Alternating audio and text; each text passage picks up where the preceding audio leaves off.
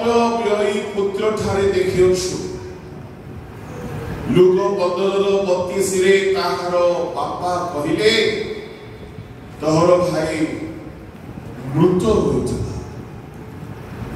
शरीर रे से बंची अछि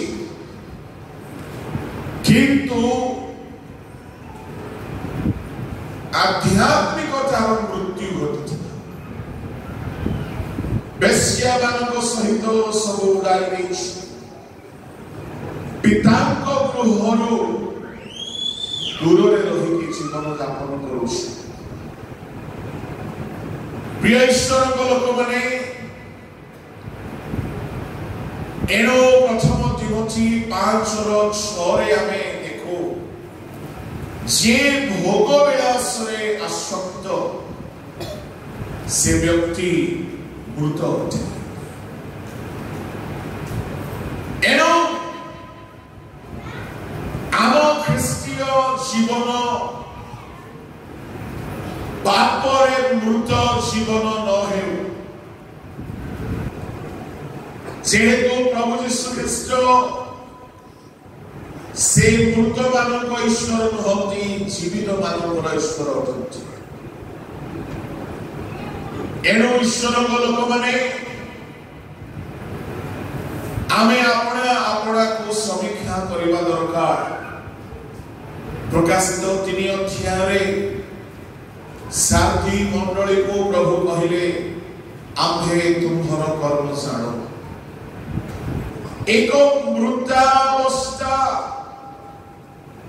शांति मंडली रे देखा जाइथिला 3 अध्याय 1 2 3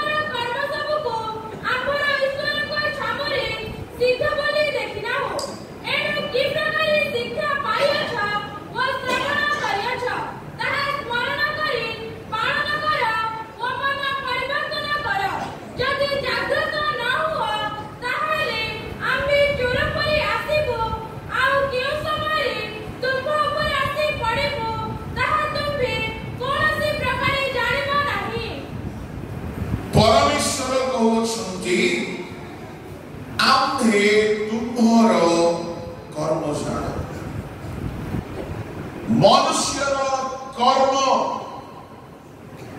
जीवित कर्म हेबा दरकार तामाने प्रभु लोक माने आमर कर्म जदि मृत कर्म थे ताहले आमे परमेश्वर ठारो कौनसी पुरस्कार पाइबा नहीं एनो एठारे शांति मंडली को कहा जाउछि मात्र तुम्हर कर्म को आमे जानुछु तामाने कर्मानुसारे गोटिए मंडली को जीवित बोली नाम दिया छिबो आउ कर्मानुसारे गोटे मंडली को मृत बोली के नाम दिया छिबो जदि मंडलीर कर्म ईश्वर लोक माने ईश्वर को सम्मुखरे जदि मंडलीर कर्म सिद्ध होते मंडलीर कर्म मन परिवर्तित कर्म होते तेबे सेई मंडली को परमेश्वर जीवित मंडली बोली कहउछंती आमे दुई पदरे देखुछु केउ मानु को मृत बोली के शांति मंडली रे कहला ओडिया रे लिखा अछि जागृत हुओ आमे जागृत शब्द प्रायतः अनेकों को कही थाओ टिके सावधान हेबा पाई कहता मते पिला माने कहिबे पाठ पढ़िबा पिला माने जाग्रत घोर इंग्राजी शब्द कौन है जोड़े बी केयरफुल ठीक है किंतु इंग्लिश बाइबल रे लिखा अछि किंग जेम्स तर्जुमा रे लिखा अछि wake up कौन लिखा अछि wake up what does it mean wake up बोली जो लिखा अछि ताहा केवल शोइथिबा लोकको उठाइबा पाई व्यवहार शोइथिबा लोकको उठाइबा पाई केबेले बी केयरफुल कहा जाए कि शोइथिबा लोकको निद्रा उठाइबा पाई शब्द व्यवहार करा जाए wake up दामने साथी मंडली निद्रित मंडली अटे आओ जेउ मंडली सोई पड़िछि परमेश्वर से मंडली को मृत मंडली बोली नाम दउछथि प्रभु को लोक माने जदि आमे अनेक विषय जदि निद्रित अछु ताहले निद्रित अवस्था मृतावस्था एक कथा केउ माने निद्रित ता तळको जदि आमे देखिबा दुई पदरे लिखा अछि निद्रारु जाग्रत हो बोली कहिले सठिक अनुवाद हो लिखा अछि पुणी लुप्त प्राय अवशिष्ट विषय सबको सबल दामने दिने मंडली रे अनेक विषय थिला एबे लोप पाई जाइछ अनेक विषय थिला आजिकाली अनेक मंडली रो सेई अवस्था दिने रिवाइवल थिला दिने पवित्र आत्मा को जोरदार काम होउछला दिने दान वरदान देखा जाउछला दिने रोग सुस्थतार कर्म होउछला किंतु वर्तमान लुप्त प्राय एई प्रकार मंडली को परमेश्वर नाम देउछथि मृत मंडली इरसना उपासना चलछि कर्मकर्ता बालक प्रचारक विश्वासी कमिटी सब अच्छे किंतु पूर्वपरी कर्म ना लोप पाई जाइछि मंडली शब्द को आमे बदलाई कि जदि देखिबा एक व्यक्ति दिने जे उद्दीपना रे थिले एबे से उद्दीपना रे अछंती कि दिने जो प्रकार प्रभु को पाई उद्योगी थिले एबे से उद्योग रे अछंती जदि नाही ताहले प्रभु हमर जीवन को मृत प्राय दउछथि एनो परमेश्वर शांति मंडली को कहउछथि लुप्त प्राय अवशिष्ट विषय को सबल कर पुणी कहउछथि कारण आम्भे तुमर कर्म सबको सिद्ध बोली देखिला ताने कौन सी कर्म से माने ईश्वर को उद्देश्य रे करूछथि से कर्म सिद्ध हेउ नाही सिद्ध बोली कहले संपूर्ण भावरे निर्भूल भावरे करिबा विश्वस्त भावरे करिबा ईश्वर को भय रे करिबा ईश्वर को लोक माने कर्म सिद्ध हेबा दरकार गीत गाइबा कर्म, वाद्य बजाइबा कर्म, बेहरार कर्म, चालकर कर्म, पालकर कर्म, कमिटीर कर्म, आर्थिक सेवा संपादन सकल विषय कर्म, उपासनार कर्म, वाद्य प्रचार कर्म, जहाँ भी कले हेब नाई प्रत्येक विषय सिद्ध हेबा दरकार। बेले बेले आमे गीत गाउछे तो गाउछे, वाक्य कहूछे तो कहूछे, किंतु आमर गीत आमर वाक्य परमेश्वर दृष्टि रे 100 को 100 भाग ठीक हेबा। जदि कोनोसी पद पदवी के अछंती, मने करंतु कोषाध्यक्ष, मने करंतु संपादक, मने करंतु पालक, कर्म रे जदि 100 भाग विश्वस्त नाहंती, प्रभु कहते तुम्हें नाम रे जीवित प्रकृत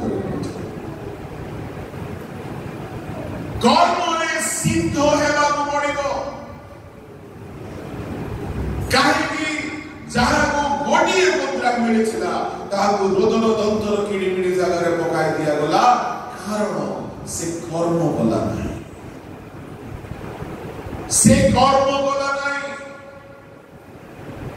परमेश्वर विचार दिनरे आमर कर्मर परीक्षा करिवे। आमे विश्वासी हेउ बा कर्मकर्ता हेउ बा सेवक सेविका हेउ, आमर कर्म को अग्नि रे परीक्षा कराछि। प्रथम करिन्थी 3 अध्याय ताहार 12-13 पद टिके पढନ୍ତୁ। किंतु जदि कहीं सही भित्तिमूल उपरे सुना, रूपा, बहुमूल्य पत्थर, काठ, घास बा छण देई निर्माण करे, ताहाले प्रत्येक जनर कर्म की प्रकार ताहा प्रकाश पाइब। कारण सही दिन ताहा प्रकाश करिब, जेणु सही दिन अग्नि सहित प्रकाशित हेब। आ प्रत्येक लोकर कर्म की प्रकार सही अग्नि परीक्षा करिब। मनुष्यर कर्म को 6 प्रकार धातु सहित तुलना करागला।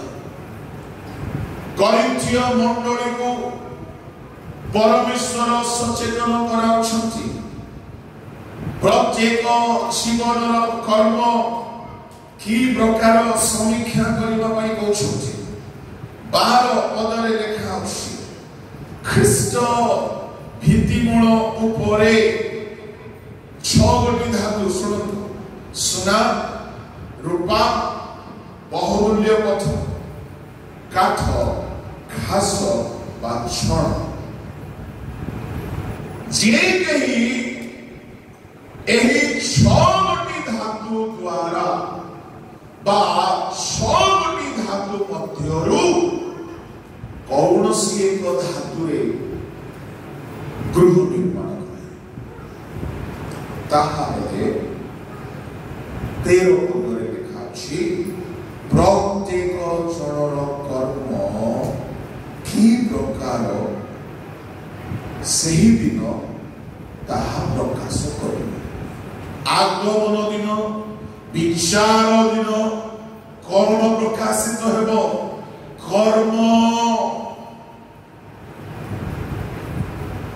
मोर पद पदवी, मोर सुनाम बा मोर रूप प्रभु से दिन देखिबे नाई, से दिन आमर कर्म को प्रकाश कराजिबो। प्रकाश कराजिबो बोली कहिबार अर्थ ए पर्यंत आमर कर्म संपूर्ण प्रकाशित होय।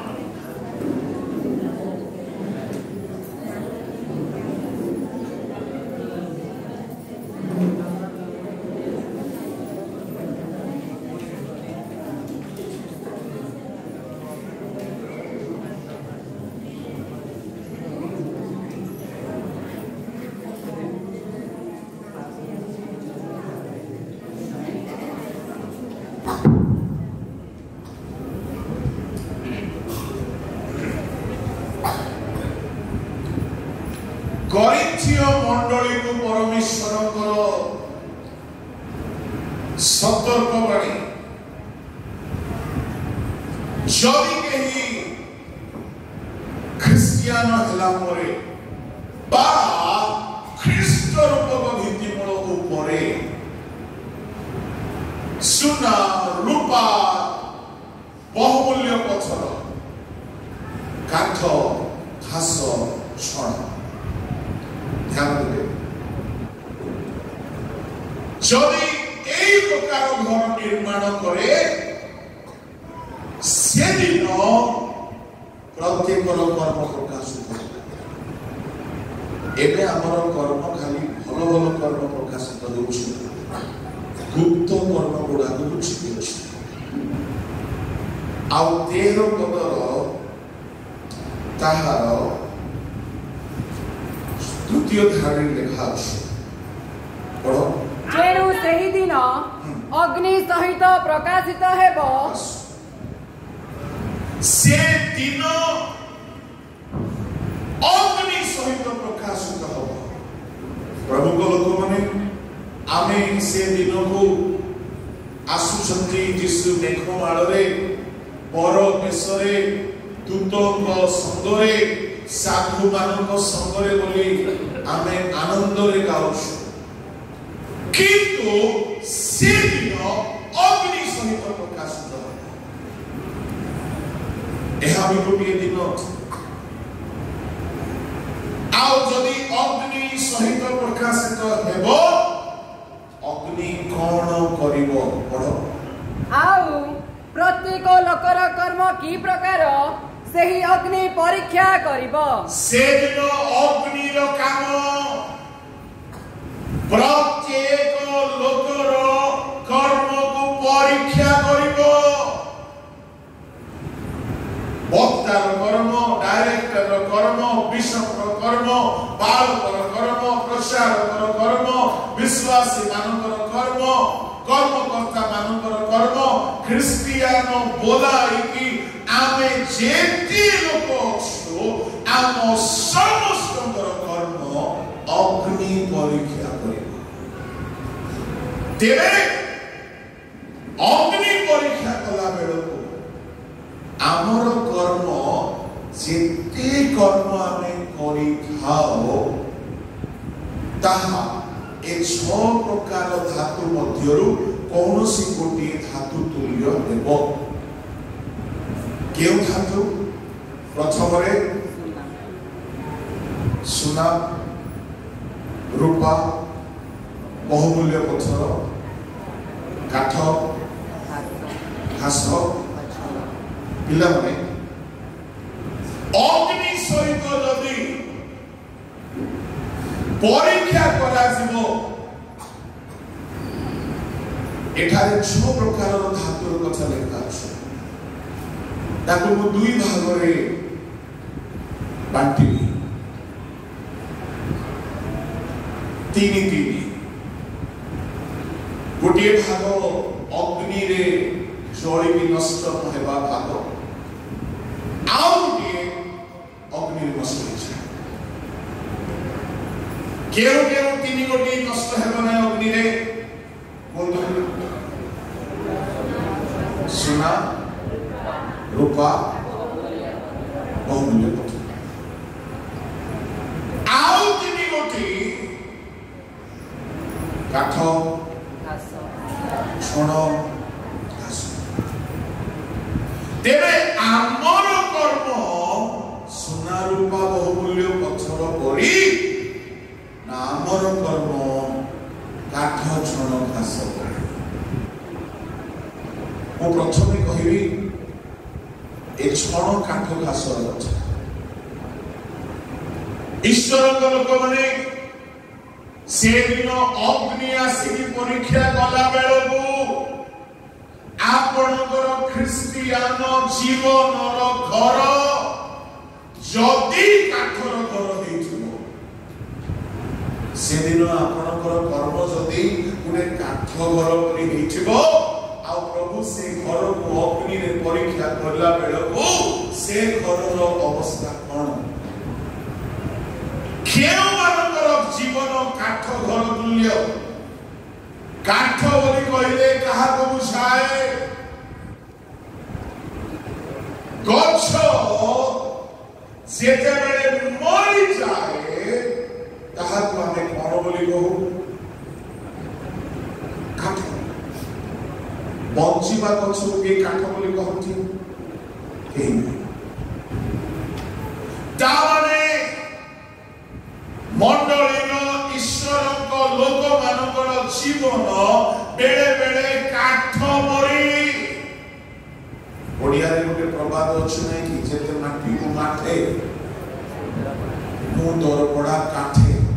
ଯେତେ ମାଟିକୁ ମାଠେ, ଯେତେ ବଡ଼ ବଡ଼ ବକ୍ତା ମାନେ ଆସିକି ମାଠନ୍ତୁ, ବାଳକ ପ୍ରଚାରକ ଡିକ ଯେତେ ମାଠନ୍ତୁ, ମୁଁ ତ ତୋର ପଡ଼ା କାଠେ। କିଛି ପରିବର୍ତ୍ତନ ନାହିଁ। ପ୍ରଭୁଙ୍କ ଲୋକମାନେ କାଠର ଅର୍ଥ ହେଉଛି ଯେତେବେଳେ ଗୋଟିଏ ଗଛ ମଣା ଯାଏ, ଶୁଖିଯାଏ, ତାର ଜଳୀୟ ଅଂଶ ସରିଯାଏ, ମରିଯାଏ, ସେତେବେଳେ ଆମେ କହୁ କାଠ ପାଲଟିଗଲା। ବଞ୍ଚିଥିବା ଗଛକୁ କାଠ ବୋଲି କହନ୍ତି ନାହିଁ। ମରି ଯାଇଥିବା ଗଛକୁ କାଠ ବୋଲି କହନ୍ତି। ଯାହା ମାନେ ଯଦି ଆମେ ଖ୍ରୀଷ୍ଟିଆନ ହେଲେ ମୃତ ଅବସ୍ଥାରେ ଅଛୁ। ମୃତ ଅବସ୍ଥା ମୁଁ କହୁଥିଲି ଅନାଜ୍ଞାବହ ଏକ ମୃତାବସ୍ଥା।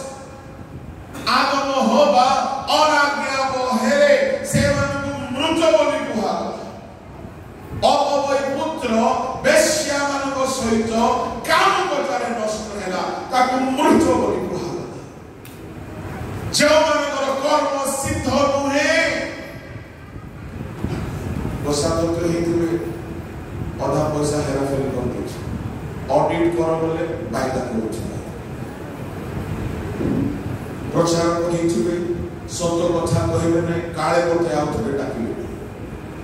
ପ୍ରଚାର ସିଦ୍ଧ ନାହିଁ। ବେହେରା ହେଇଥିବେ, କାମରେ ସମ୍ପୂର୍ଣ୍ଣ ବିଶ୍ୱସ୍ତତା ଦେଖାଇବେ। ପ୍ରଭୁଙ୍କ ଲୋକମାନେ ଆମେ ଯେ କେହି ହେଉ, ଆମର କର୍ମ ଯଦି ସମ୍ପୂର୍ଣ୍ଣ ବିଶ୍ୱସ୍ତ କର୍ମ ନାହିଁ, ତାହେଲେ ଆମର କର୍ମ ମୃତ। ଆଉ ଯଦି ଗୋଟିଏ କାଠ ପରି ଆମେ ଅଛୁ, ମୃତ ହେଇକି ଅଛୁ। ବିଚାର ଦିନରେ ଯେତେବେଳେ ଅଗ୍ନିର ସହିତ ପ୍ରକାଶିତ ହେବ, କ'ଣ ହେବ? କାଠର ଘର ତିଆରି କରିକି ଶ୍ରଦ୍ଧା ହେଇଯାଇଛି ମଣ୍ଡଳୀରେ। ଏତେ ବର୍ଷର ତୁଳନା କର, ଏତେ ବର୍ଷର ବଢିଆ ମଣ୍ଡଳୀ, ଏତେ ଭଲ ବିଶ୍ୱାସୀ ଆମେ, ଆମ ମଣ୍ଡଳୀ ବହୁତ ଭଲ, ଆମେ ବହୁତ ଭଲ। ଯେ କାଠ ଘର ନାହିଁ ତ।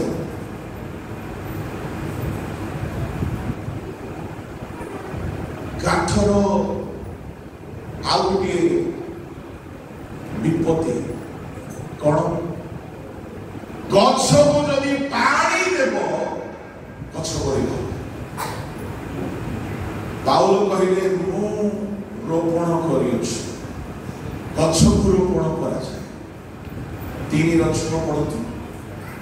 ମୁଁ ରୋପଣ କରିଅଛି, ଆପଲ ଜଳସେଚନ କରିଅଛି, କିନ୍ତୁ ଈଶ୍ୱର ବୃଦ୍ଧି ସାଧନ କରିଅଛନ୍ତି।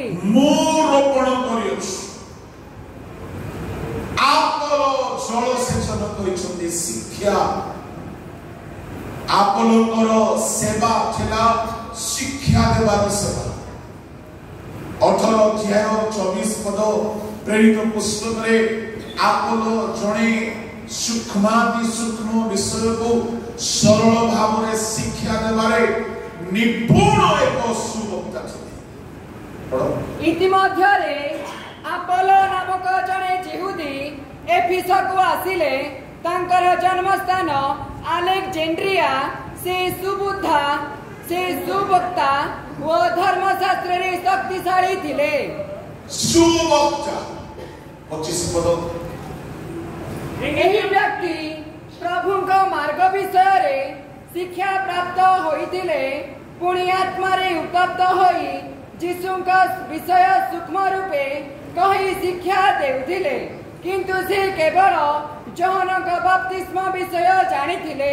ସୂକ୍ଷ୍ମ ଭାବରେ ଶିକ୍ଷା ଅସମ୍ପୂର୍ଣ୍ଣ ନାହିଁ ସୂକ୍ଷ୍ମାତି ସୂକ୍ଷ୍ମ ବିଷୟକୁ ଶିକ୍ଷାରେ ଦେଉଥିଲେ ଆଉ ତାଙ୍କର ସେବାକୁ ପରମେଶ୍ୱର କହୁଛନ୍ତି ସେ ଜଳ ସେଚନ କରୁଛନ୍ତି।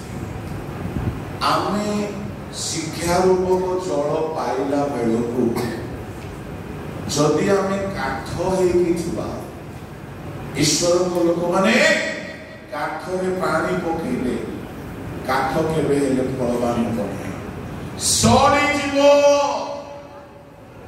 କେହି ମଣ୍ଡଳୀରେ ଏମିତି ଲୋକ ଥାନ୍ତି ଜବରଦସ୍ତ ଶିକ୍ଷା ପାଇଲେ ମଧ୍ୟ ପରିବର୍ତ୍ତନ କରୁଛନ୍ତି ସଡ଼ନ୍ତି।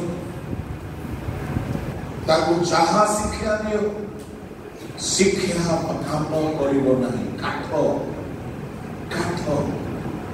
ଯଦି ଛୋଟ ଗଛ ବି ହେଇଥିବ ଟିକେ ବି ଜୀବନ ଥିବ ପାଣି ପକାଅ ଗଛ ବଢିଯିବ।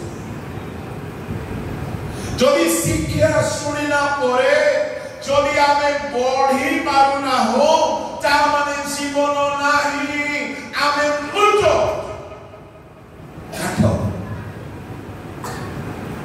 প্রভুଙ୍କ ଲୋକମାନେ କାଠରେ କେବେ ପତ୍ର ଗଜା ହେବ ନାହିଁ ଫୁଲ ଫୁଟିବ ନାହିଁ ଫଳ ଫଳିବ ନାହିଁ ତାହାର କୌଣସି ସୁଗନ୍ଧ ବାହାରିବ ନାହିଁ ବରଂ ସଡ଼ିକି ଦୁର୍ଗନ୍ଧ ବାହାରିବ।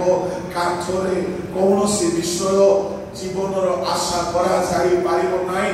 ଏମିତି କେହି ଖ୍ରୀଷ୍ଟିଆନ ଜୀବନ ଯାପନ କରୁଛନ୍ତି ଗିର୍ଜାକୁ ଆସନ୍ତି ବାକ୍ୟ ଶୁଣନ୍ତି ଗୀତ ଶୁଣନ୍ତି ପ୍ରଭୁ ଖାଆନ୍ତି କିନ୍ତୁ ଜୀବନରେ କୌଣସି ପରିବର୍ତ୍ତନ ନାହିଁ ସ୍ୱଭାବରେ ନାହିଁ ଆଚରଣରେ ନାହିଁ ମନରେ ନାହିଁ କଥାବାର୍ତ୍ତାରେ ନାହିଁ ଜୀବନରେ କୌଣସି ପରିବର୍ତ୍ତନ ନାହିଁ। ପ୍ରତ୍ୟେକ କର୍ମ ସେଦିନ ଅଗ୍ନିରେ ପ୍ରକାଶ ପାଏ। ଆମର କର୍ମ ଯଦି ଗୁରୁତ୍ୱ ଅଟେ ପ୍ରଭୁଙ୍କ ଲୋକମାନେ ସେଦିନ କର୍ମାନୁସାରେ ପୁରସ୍କାର ଦିଆଯିବ। କାଠ ବି ଗୁରୁତ୍ୱ ଅଟେ ଆଉ ଛଣ କାହାକୁ ଦର୍ଶାଏ ଯେତେବେଳେ ବନ୍ୟ ସ୍ଥାନରେ ବଢୁଥିବା ଘାସ ଯାହାକୁ କାଟିକି ଶୁଖାଇ ଦିଆଯାଏ ତାହାକୁ ଛଣ କୁହାଯାଏ। ଛଣ ମଧ୍ୟ ମୃତ ଅଟେ। ତାମାନେ କାଠ ବି ମୃତ ବିଶ୍ୱାସୀ ଛଣ ବି ମୃତ ବିଶ୍ୱାସୀ। ପାର୍ଥକ୍ୟଟା କଣ ଦୁଇ ଜଣଙ୍କ ଭିତରେ? କାଠ ମୃତ ହେଲେ ଟାଣ ବେଶୀ। ମଣ୍ଡଳୀ ଭିତରେ କେହି ମୃତ ଜୀବନ ଯାପନ କରୁଥିବେ କିନ୍ତୁ ଟାଣ ଅଛି। ଟଙ୍କାର ଟାଣ ପଦପଦବୀର ଟାଣ ଦେଖାଉଛି। କାମରେ ଆସିବ କାଠ ମୃତ ହେଲେ ମଧ୍ୟ କାଠ କାମରେ ଆସେ। କେହି ମୃତ ଜୀବନ ଯାପନ କରନ୍ତି କିନ୍ତୁ ଗିର୍ଜାରେ ବେଶୀ କାମ କରନ୍ତି। ଟିକେ ପିଆପିଇ କରନ୍ତି କିନ୍ତୁ ଗିର୍ଜାର କାମ ଧରନ୍ତି। ଟିକେ ଦୁନିଆ ଧନ୍ଦା ବି କରନ୍ତି। ଦାନ ଭଲ ଦିଅନ୍ତି ଟାଣ ଟିକେ ଅଛି ଭଲ ପଇସା ଦେବେ ବାଳକର ମୁହଁରେ ସେଲୋଟେପ୍ ଲଗେଇଦେବେ ପ୍ରଚାରକ ମାନଙ୍କର ମୁହଁରେ ତାଲା ଲଗେଇଦେବେ କାହିଁକି ଟାଣ ଅଛି ପଇସା। କେହି ଅନ୍ୟାନ୍ୟ ପ୍ରକାରରେ ବଡ଼ ଟାଣ ହେଇକି ରୁହନ୍ତି ମଣ୍ଡଳୀରେ। ଅନେକ ଆତ୍ମିକ ମଣ୍ଡଳୀ ମାନଙ୍କରେ ମୁଁ ଦେଖିଛି କିଛି ଲୋକ ଏଡ଼େ ପ୍ରାଣ ଥାନ୍ତି ସେମାନଙ୍କୁ ଅନୁଯୋଗର କଥା କହିବା ପାଇଁ କାହା ପାଖରେ ଦମ ନାହିଁ। କିନ୍ତୁ ମନେ ରଖିବା ଦରକାର ଅନୁଯୋଗ ଯଦି କରାଯିବ ନାହିଁ ତ ପରମେଶ୍ୱର ଆମ ଠାରୁ ହିସାବ ମାଗିବେ। ପ୍ରଭୁଙ୍କ ଲୋକମାନେ ଏ କାଠ ଯେତେ ପ୍ରାଣ ହେଉ ବିଚାର ଦିନରେ ଅଗ୍ନିର ସମ୍ମୁଖୀନ ହେଇପାରିବ ନାହିଁ। ଛଣର କଣ ସମସ୍ୟା? ଛଣ ଅତି ଦୁର୍ବଳ ଅଟେ, ମୃତ ଏବଂ ଦୁର୍ବଳ। ମଣ୍ଡଳୀ ମଧ୍ୟରେ ଅନେକ ଅଛନ୍ତି ମୃତ ପୁଣି ଦୁର୍ବଳ ଅଛନ୍ତି। ଟିକେ ନିଆଁର ଝାଞ୍ଜି ଲାଗିଲେ ପୋଡ଼ିଯିବେ। ପ୍ରଭୁଙ୍କ ଲୋକମାନେ କାଠ କିଛି ବର୍ଷ ତିଷ୍ଠିବ, ପାଣି ମାଡ଼ ଖାଇଲେ ସିନା, ଛଣ ତିଷ୍ଠିବ ଅଳ୍ପ କାଳ ସ୍ଥାୟୀ ହେବା ପରେ ପରେ ନାସ୍ତିକ ପରି ଜୀବନ ଯାପନ କରୁଛି। ଏଣୁ ଏମାନଙ୍କର କର୍ମକୁ କାଠ ସହିତ ଛଣ ସହିତ ତୁଳନା କରାଯାଏ। ତାପରେ କୁହାଯାଉଛି ଘାସ। ଘାସ କାହାକୁ ଦର୍ଶାଏ? ମାଥ୍ୟୁ 6:30 ପଢନ୍ତୁ। କିନ୍ତୁ କ୍ଷେତର ଯେଉଁ ଘାସ ଆଜି ଅଛି ଆଉ କାଲି ଚୁଲିରେ ପକାଯାଏ, ତାକୁ ଯେବେ ଈଶ୍ୱର ଏହି ପ୍ରକାର ବେଶ ଦିଅନ୍ତି, ତେବେ ହେ ଅଳ୍ପ ବିଶ୍ୱାସୀ ମାନେ, ସେ ତୁମମାନଙ୍କୁ କି ଅଧିକ ନିଶ୍ଚିତ ରୂପେ ବସ୍ତ୍ର ନ ଦେବେ। କିନ୍ତୁ କ୍ଷେତର ଯେଉଁ ଘାସ ଆଜି ଅଛି ଆଉ କାଲି ଚୁଲିରେ ପକାଯାଏ, ଘାସ ହେଉଛି ପ୍ରଭୁ ଯୀଶୁ କହୁଛନ୍ତି ଆଜି ଅଛି କାଲି। এইটা হচ্ছে ঘাসর অস্তিত্ব। আজি ଅଛି কালকে নাই। এই হচ্ছে ঘাস। কেই ঘাস পরি আজি উদ্দীপিত হয়ে যাচ্ছে, কালকে ঠান্ডা পড়ে যাচ্ছে। আজি মন পরিবর্তন করে দিচ্ছে গির্জাঘর ভিতরে ছাইকে, কালকে ସବୁ ଶୀତଳ କରିଥାଏ। ଆଜି ପ୍ରାର୍ଥନା କରିବି ବୋଲି ସ୍ଥିର କରନ୍ତି, କାଲି ଠାରୁ ବନ୍ଦ ହେଇଥାଏ। ଆଜି ଦାନ ଦେବା ପାଇଁ, ଆଜି ପ୍ରଭୁଙ୍କ ପାଇଁ ବଞ୍ଚିବା ପାଇଁ, ପାପ ଛାଡ଼ିବା ପାଇଁ ସ୍ଥିର କରନ୍ତି, କାଲିକି ସବୁ ବାସୁରି ଥାନ୍ତି। ଏମାନେ ହେଉଛନ୍ତି ଘାସ। ପ୍ରଭୁଙ୍କ ଲୋକମାନେ ବିଚାର ଦିନରେ ଅଗ୍ନି ସହିତ ପରୀକ୍ଷା ହେବ। କାଠକୁ ପୋଡ଼ି ପୋଡ଼ିକି ପରୀକ୍ଷା କରିବେ, ଛଣକୁ ପରୀକ୍ଷା କରିବେ, ଘାସକୁ ପରୀକ୍ଷା କରିବେ, ଆଉ ଏମାନେ ଧ୍ୱଂସ ହେଇଯିବେ।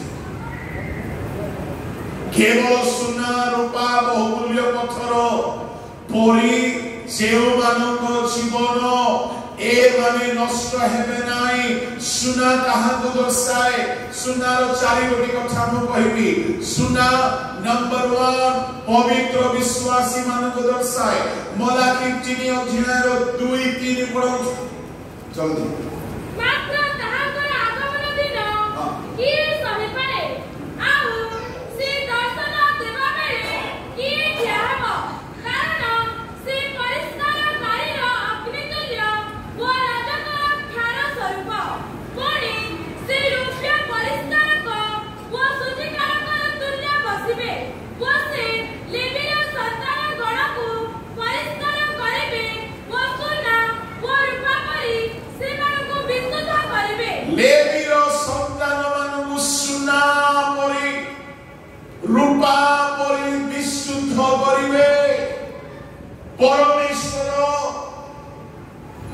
ସୁନାରୀ ତୁଲ୍ୟ ବସିବେ। ଆଉ ଲେବୀର ସନ୍ତାନମାନଙ୍କୁ, ପ୍ରଭୁଙ୍କ ଲୋକମାନେ ଲେବୀ ବୋଲି କହିଲେ କିଏ? ପରମେଶ୍ୱର 12 ଗୋଷ୍ଠୀ ମଧ୍ୟରେ ଗୋଟିଏ ଗୋଷ୍ଠୀକୁ ସେବା ନିମନ୍ତେ ମନୋନୀତ କଲେ, ଆଉ ସେ ଗୋଷ୍ଠୀ ହେଲା ଲେବୀ। ଲେବୀର ସନ୍ତାନମାନଙ୍କୁ ସୁନା ପରି ରୂପା ପରି ବିଶୁଦ୍ଧ କରିବେ। ଏହାର ଅର୍ଥ ନୂତନ ନିୟମରେ ଲେବୀର ସନ୍ତାନମାନେ ହେଉଛନ୍ତି ଆପଣମାନେ, ଆମ୍ଭେମାନେ। ପ୍ରକାଶିତ 1:5-6 ପଦ ଏବଂ ପ୍ରଥମ ଭିତର 2:9 ପଦରେ ସେ ଆମ୍ଭମାନଙ୍କୁ ତାହାଙ୍କ ରକ୍ତ ଦ୍ୱାରା ମୁକ୍ତ କରି ରାଜା ଓ ଯାଜକ ରୂପରେ ସ୍ଥାପନ କରିଛନ୍ତି। ଆମ୍ଭେମାନେ ଲେବି ବଂଶୀୟ ଯାଜକ ନହେଲେ ମଧ୍ୟ ମଲ୍କିସେଦକଙ୍କ ରୀତି ଅନୁସାରେ ଆମ୍ଭେମାନେ ଯୀଶୁଙ୍କ ରକ୍ତରେ କ୍ରୀତ ହୋଇ ଏକ ଯାଜକ ହୋଇଅଛୁ। ପ୍ରକାଶିତ ତାହାର 1 ଅଧ୍ୟାୟ ଆଉ ପଢ଼ନ୍ତୁ ତାହାର 5-6 ପଦ।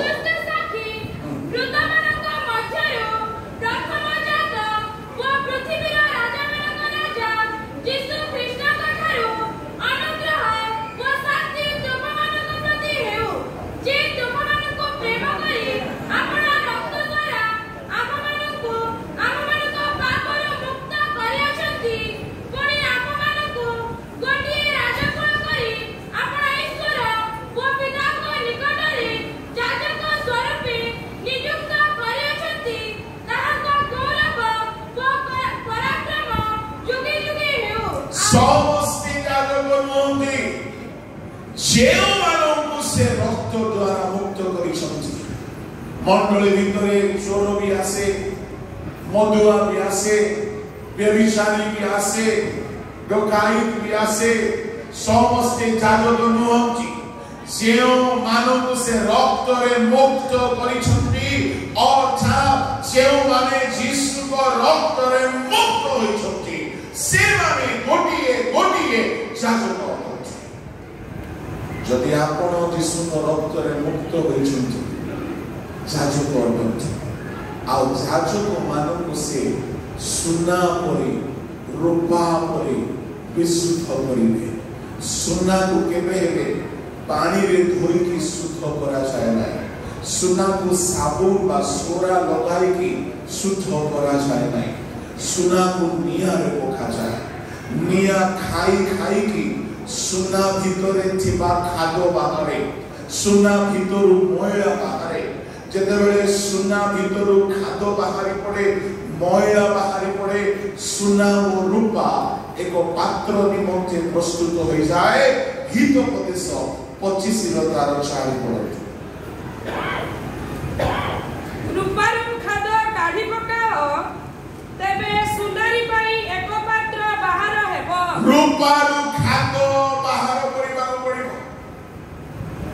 ପ୍ରଭୁଙ୍କ ଲୋକମାନେ ସୁନା ହେଉ ବା ରୂପା ହେଉ,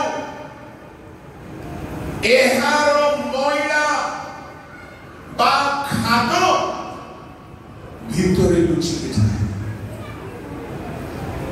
ସୁନାର ମଇଳା ବାହାରେ ଦେଖାଯାଏ ନାହିଁ, ଭିତରେ ଲୁଚିକି ଥାଏ। ଭିତରେ ଥାଏ।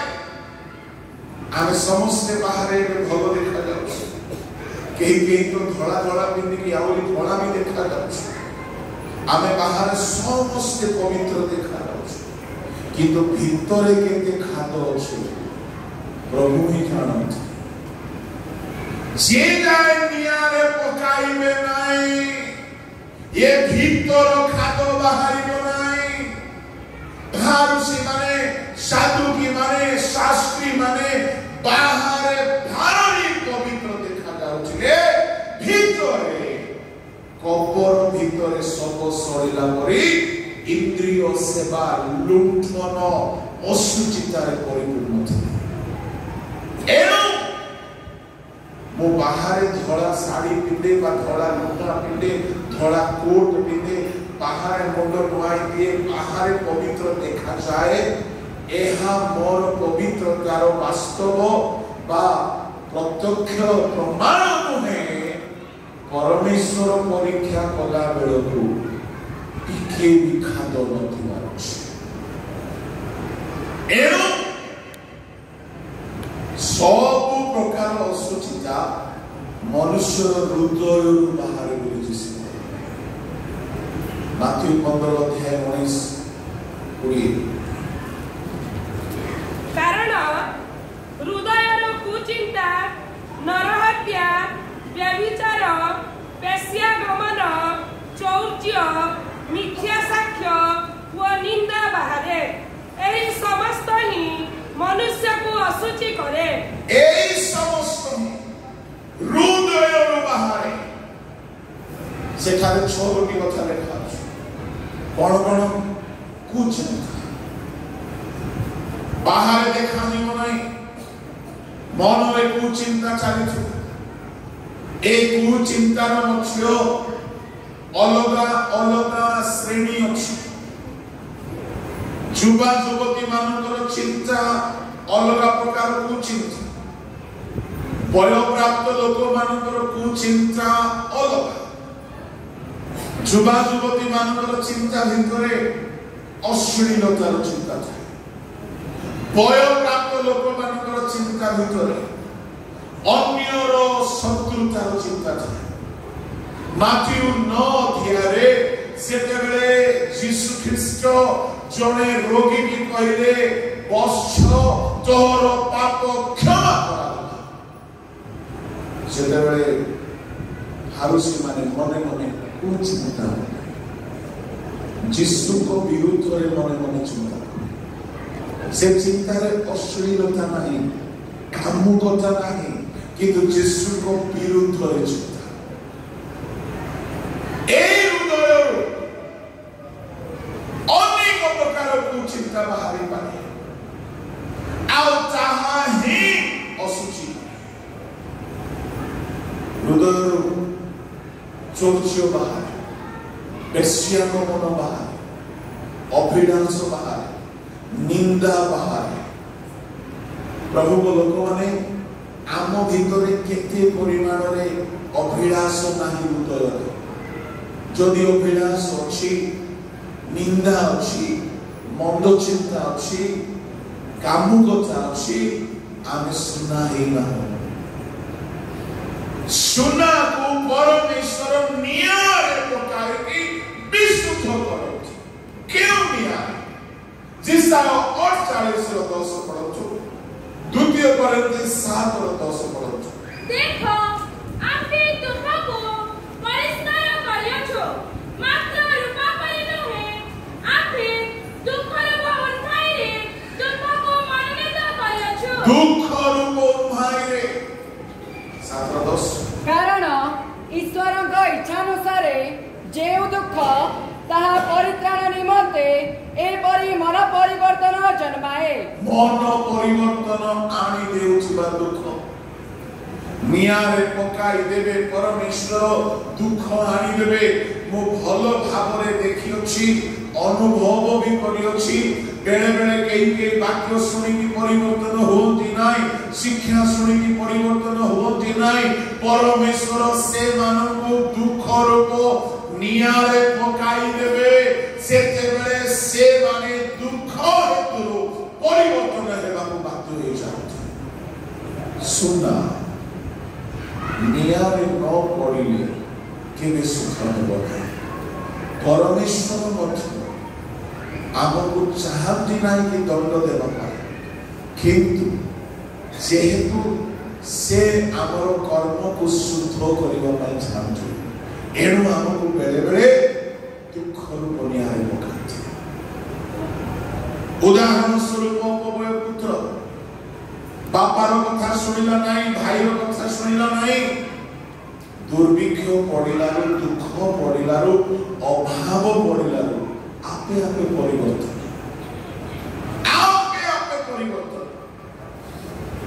ସାମସନ ଭିତରେ ଈଶ୍ୱରଙ୍କ ଆତ୍ମା କାମ କରୁଛନ୍ତି, ବାହାରେ ବ୍ୟବସ୍ଥା ତା ହସ୍ତରେ ଅଛି।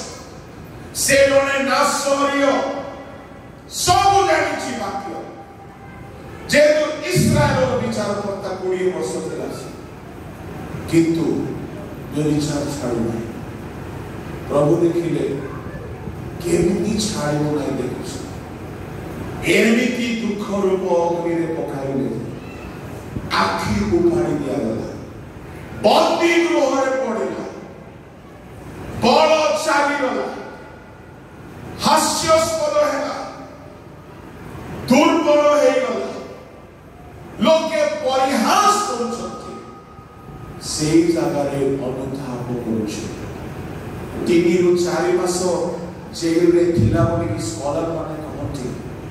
ସେ 3-4 ମାସରେ ନା ମା ଅଛନ୍ତି, ନା ବାପା, ନା ବନ୍ଧୁ, ना जेउ मानक हेतुरु से पापरे पड़िला से बेश्या स्त्री माने केही नाहंती परमेश्वर एमिति दुखरे दियंती एकाकी रखि दियंती हास्यास्पद हेबाकु दियंती शरीर रे वेदना दियंती अभाव पठांती सेही जगह रे सामसन परिवर्तन करा आ सामसन प्रार्थना कला प्रभु थोड़े शक्ति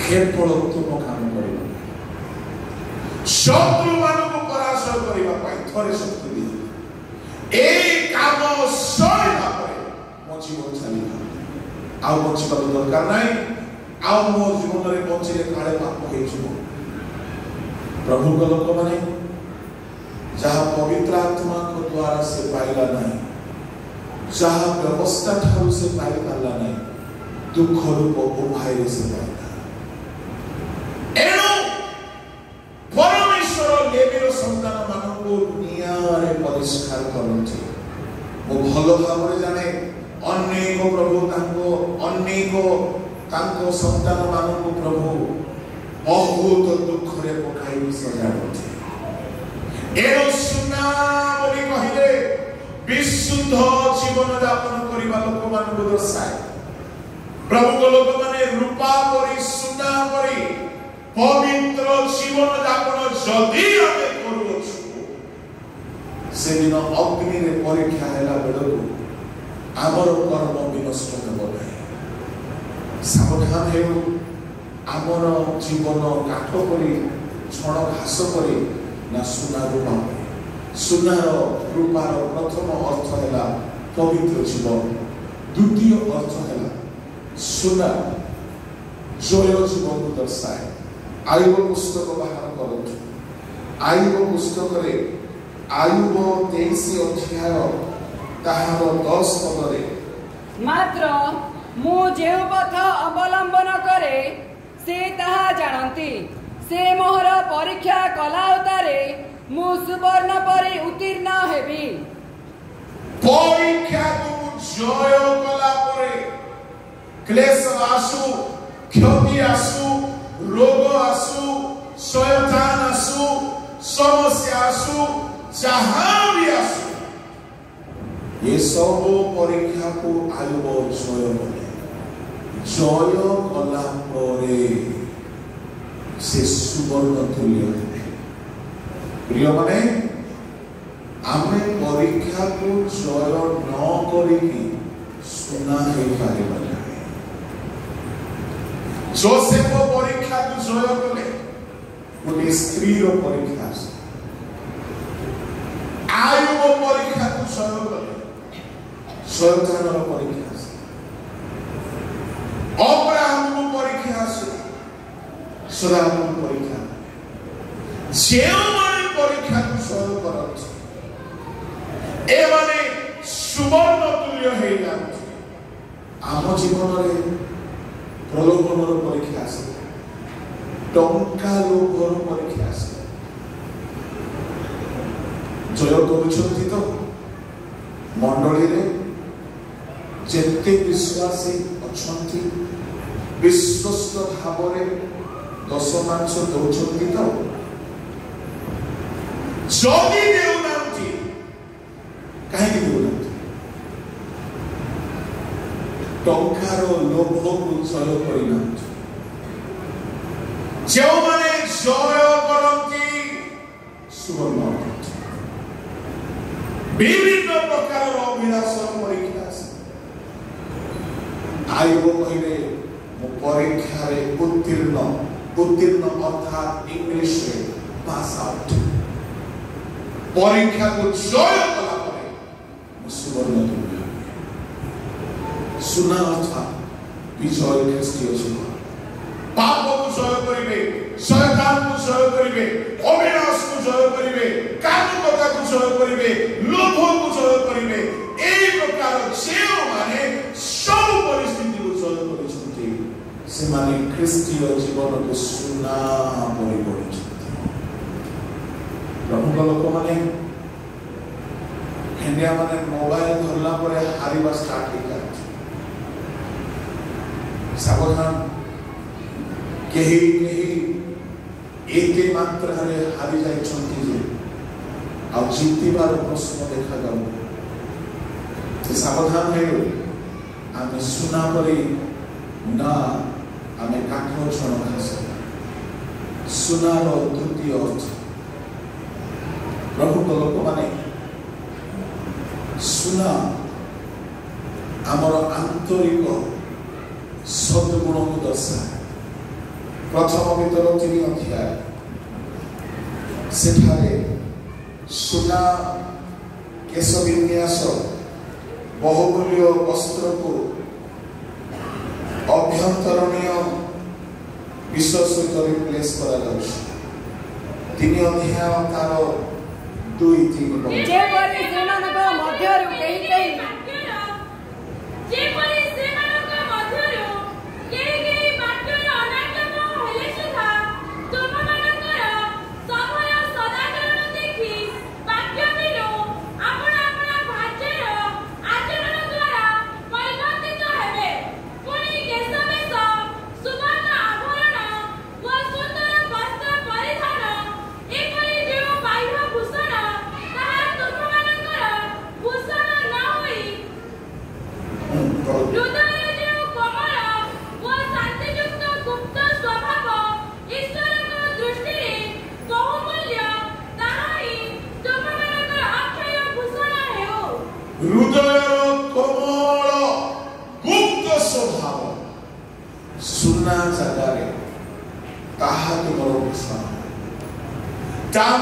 आमर हृदय जदि शांतिपूर्ण कोमल नम्र सहिष्णुतार स्वभाव अच्छी ताहले सुना परी आमे भूषण पिंधुछु केते जण आमे शांति रे जीवन यापन करूछु प्रभु को लोक माने हृदय कोमल गुप्त स्वभाव सुना तुल्य होते सुनार चतुर्थ अर्थ प्रथम भीतर 1:7 जेपरि अग्नि द्वारा परिचित क्षणीय सुवर्ण अपेक्षा अधिक बहुमूल्य जे तुम्हानकर परित्यसित विश्वास ताहा यीशु कृष्ण को प्रकाशित हेबा समय प्रशंसा गौरव और संभ्रम कारण हेबो अग्नि द्वारा परीक्षित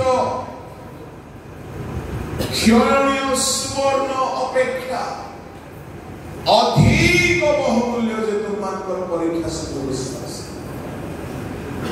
जदि आयुब परीक्षा को जय कले विश्वास मु जाने मोर मुक्ति प्रकाश तामने विश्वास ही ताको विजय बनाएगा प्रभु को लोक माने एनो सुना विश्वास जीवन को दर्शाए जदि विश्वास न थांता आयुब सुना परि हे पारि न थांते एनो आम जीवन रे विश्वास रे बलवान हेबा पाए प्रभु हमन को आह्वान करिसुची जदि हम विश्वास रे दुर्बल हे जाउछु प्रभु को लोक माने हम सुना घर तैयारी करू एनो समीक्षा करिबा दरकार आमर ख्रीष्टीय जीवन घर सुना करी ना काठ से दिन आमर कर्म अग्नि परीक्षा